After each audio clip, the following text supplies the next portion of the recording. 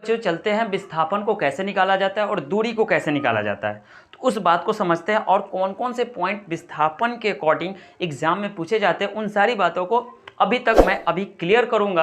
आप वीडियो में बने रहिएगा। जैसे कि आप कुछ एग्जाम्पल देख रहे हैं, कुछ फिगर के माध्यम से मैं आपको दूरी निकालने का और विस्थापन निकालने का तरीका सिखा रहा हूँ, बस ध्यान से देखते रहिएगा।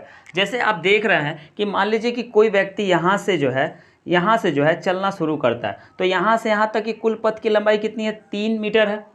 फिर वो यहाँ से यहाँ तक चलता है, 4 मीटर हो गया। फिर वो यहाँ से यहाँ तक 3 मीटर, फिर वो यहाँ तक, यानी टोटल जो दूरी चला वो कितना चला, तो आप सभी दूरी को जो है ऐड कर दीजिएगा। तो देखिए 3 और 4 7, 7 3 10 और 10 4 14, तो आप इसको क्या कीजिएगा, ऐड कर दीजिएगा। देखिए 3 + 4 + 3 + 4, टोटल पथ की जो लंबाई हो गई कितनी हो गई, तो देखिए 3 और 4 7 3 10 10 4 14, यानी टोटल लंबाई कितना है, तो 14 मीटर है। लेकिन अगर आपसे पूछेगा कि विस्थापन कितना है, तो विस्थापन का मैंने बताया था कि दूरी का शॉर्टकट तरीका। तो मान लीजिए कि कोई व्यक्ति को यहाँ जाना है, तो अगर ऐसे जा रहा है तो ये तो दूरी तय कर रहा है ना, तो विस्थापन शॉर्टकट तरीका, तो कहेंगे कि सर इसको ऐसे तो पहुँचा सकते हैं, ऐसे पहुँचा देंगे तो इसकी लंबाई हमको निकालना होगा। तो इसकी लंबाई कैसे निकलेगा, तो पाइथागोरस प्रमेय लगा दीजिए। पाइथागोरस प्रमेय जब लगाएंगे तो लंब का स्क्वायर और आधार का स्क्वायर, तो लंब का स्क्वायर 16 और आधार का स्क्वायर 9 और 9 और 16 कितना होगा, 25, अंडर रूट में आएगा तो इसकी दूरी कितनी हो जाएगी, 5 हो जाएगी। तो देखिए यहाँ से यहाँ तक का विस्थापन कितना, 5, तो यहाँ से भी यहाँ तक विस्थापन कितना, 5। तो अगर आपसे कोई पूछेगा कि कोई व्यक्ति इतनी इतनी दूरी तय कर रही है तो उसका विस्थापन कितना होगा, तो इसका मान निकाल लीजिएगा इसका, क्योंकि यही तो शॉर्टकट तरीका है। तो 5 + 5 कितना हो गया, 10 मीटर हो गया। क्लियर हुआ, विस्थापन निकालने आ रहा है। और एग्जाम्पल समझिए, मान लीजिए कि कोई व्यक्ति जो है वो वृत्ताकार पथ पर यहाँ से दौड़ना शुरू किया, अब वहाँ से दौड़ते दौड़ते दौड़ते दौड़ते यहाँ आकर रुक गया। तो अगर आपसे पूछेगा कि इसकी दूरी कितनी हुई, तो आप कैसे निकालेंगे। आपको पता है कि जब कोई व्यक्ति पूरी पथ की लंबाई को जब दूरी तय करता है तो परिधि कहलाता है। क्या कहलाता है, परिधि। अब परिधि कितना होता है, 2πr, यही ना होता है। पूरे अगर दूरी को तय किया, यानी यहाँ था और फिर वहीं आ गया, तो टोटल दूरी कितनी हो गई, 2πr। लेकिन वो कितना, आधा ही दूरी तय कर रहा है। देखिए आधा ही दूरी तय कर रहा है, तो आधा दूरी क्या करेगा, तो बटा 2 कर दीजिएगा। तो देखिए यहाँ से ये 2 से 2 कटेगा, और देखिए इसकी त्रिज्या कितनी है, 2 मीटर। यानी व्यक्ति जो है वो आधा दूरी 2π मीटर दूरी क्या किया है, वो तय किया। इतना बात समझ में, दूरी तो निकालने आ गया। लेकिन अगर आपसे विस्थापन पूछेगा, तो विस्थापन का मतलब शॉर्टकट तरीका, यानी यहाँ से अगर कोई व्यक्ति ये दूरी तय कर यहाँ आ गया तो इसका विस्थापन क्या होगा, तो आप कहेंगे सर इसका शॉर्टकट तरीका यही तो होगा। तो यहाँ से यहाँ तक की दूरी 2 मीटर है, तो यहाँ से यहाँ भी तो 2 ही होगा, तो टोटल विस्थापन कितना हो गया, 4 हो गया। इस तरह से आप दूरी और विस्थापन को निकाल लेंगे। इतना बात समझ में आया। और आइए एग्जाम्पल, एक और तरीका समझिए। मान लीजिए कि यहाँ पर कोई ए है और वो बी दूरी तय किया, यहाँ से यहाँ तक गया 10 मीटर और फिर वो वापस आ गया 10 मीटर, तो टोटल दूरी कितनी होगी, तो 10 10 कितना, 20 मीटर हो गया। लेकिन यहाँ पर आपका जो है क्वेश्चन फंसेगा, यहाँ पर विस्थापन हम कहेंगे 0 होगा। तो आप कहेंगे ये क्या सर, इसमें तो आप कहे थे कि इन दोनों को जोड़ दीजिएगा शॉर्टकट तरीका का, तो उसका तो 4 हो जाएगा, लेकिन आप इसमें विस्थापन कैसे कर रहे हैं। तो इस कंडीशन को बेहतर तरीके से समझिएगा।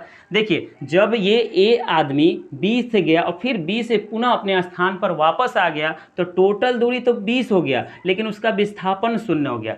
फिजिक्स में क्या कहता है, जो फिजिक्स को बनाया है वो कहता है कि अगर मान लीजिए कि ये 2 पॉइंट है, ये यहाँ इस बिंदु से ए चलना शुरू किया, यहाँ गया, अब पुनः अपने स्थान पर वापस आ जाएगा, तो इसका तो दूरी तो ऐड कर देंगे। यहाँ से जाने में मान लीजिए 2 मीटर, आने में 2 मीटर, तो टोटल तो 4 मीटर हो गया। लेकिन जब ये गया और फिर अपने स्थान पर वापस आ गया, तो वहाँ फिजिक्स कहता है कि आपका जो टोटल विस्थापन हो गया वो क्या हो गया, 0 हो गया।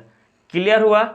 अब आपको समझ में आया विस्थापन क्या है, कब कब 0 होता है, उस बात को भी समझ जाइए, विस्थापन कब 0 होता है। देखिए विस्थापन कब 0 होगा, जब आप कहीं से चले और फिर वहीं वापस लौट आए।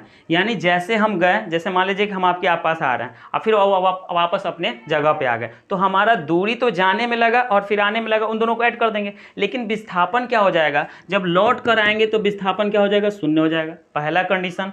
जब आप वृत्ताकार पथ पर गति करेंगे, तो वृत्ताकार पथ पर जब आप गति करेंगे, जब आप वृत्ताकार पथ पर गति करेंगे तो यहाँ से चलना शुरू किया फिर यहीं आ गए, तो भी हमारा क्या हो जाएगा, विस्थापन शून्य हो जाएगा। तो लिख सकते हैं वृत्ताकार पथ पर गति करना। वृत्ताकार पथ पर जब आप गति करेंगे तो आपका विस्थापन क्या हो जाएगा, यानी जिस बिंदु से चले हैं पुनः उस बिंदु पर वापस लौट आएंगे तो आपका विस्थापन शून्य हो जाएगा। लेकिन दूरी को क्या करना है, पूरा को ऐड कर देना है। इसी तरह जैसे मान लीजिए कि वृत्ताकार, जैसे मान लीजिए कि विरामावस्था, दूसरा होगा विरामावस्था। देखिए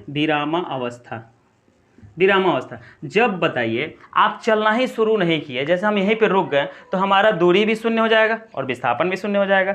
तो दूरी तो आप समझ गए, सभी को ऐड कर देना है। तो अगर हम नहीं चलेंगे तो दूरी हमारा क्या होगा, आप कमेंट में बताइएगा। लेकिन विस्थापन क्या होगा, अगर हम चले ही ना तो विस्थापन शून्य, दूरी शून्य हो जाएगा। ठीक है, अब बात समझ गए। विस्थापन कब शून्य होगा, जब आप गए और पुनः वापस अपने स्थान पर आ गए तो फिजिक्स की भाषा में विस्थापन हमारा शून्य हो जाएगा, यानी कहीं जाकर फिर वापस लौट आना उसी स्थान पर, तो विस्थापन क्या हो जाएगा, शून्य हो जाएगा। या वृत्ताकार पथ पर गति कर रहे हैं, मान लीजिए यहाँ पर कोई व्यक्ति दौड़ना शुरू कर दिया और ऐसे दौड़ते दौड़ते दौड़ते दौड़ते अपने जगह पे आ गया, तो टोटल दूरी तो तय किया, तो टोटल दूरी को तो मैंने निकालना सिखा दिया इस विधि से। लेकिन जब आपसे विस्थापन पूछेगा, यहाँ से लेकर यहाँ तक का विस्थापन, यानी जिस जगह से गया उसी जगह पे वापस आ गया, तो उसका विस्थापन हो जाएगा शून्य। ये बात समझ में आई, इतना बात क्लियर हो गया होगा। तो उम्मीद करूंगा कि आपको ये वीडियो बहुत अच्छा लगा और बहुत सारे पॉइंट में जो है मैं बताता रहूंगा, बस आप वीडियो को देखते रहिएगा। पहले देखिए, इतना बात तो आपको समझ में आ गया, क्योंकि ये सब सारी बातें आपके बेसिक को कॉन्सेप्ट को जो है क्लियर करेगा। और उम्मीद करेंगे कि मैं जितना भी बातें आपको बताऊंगा आपको जो है समझ में आएगा, और जितने भी अभी टॉपिक बचे हुए मैं उसको अगले वीडियो में और बेहतर तरीके से समझाने का प्रयास करूंगा। इसी के साथ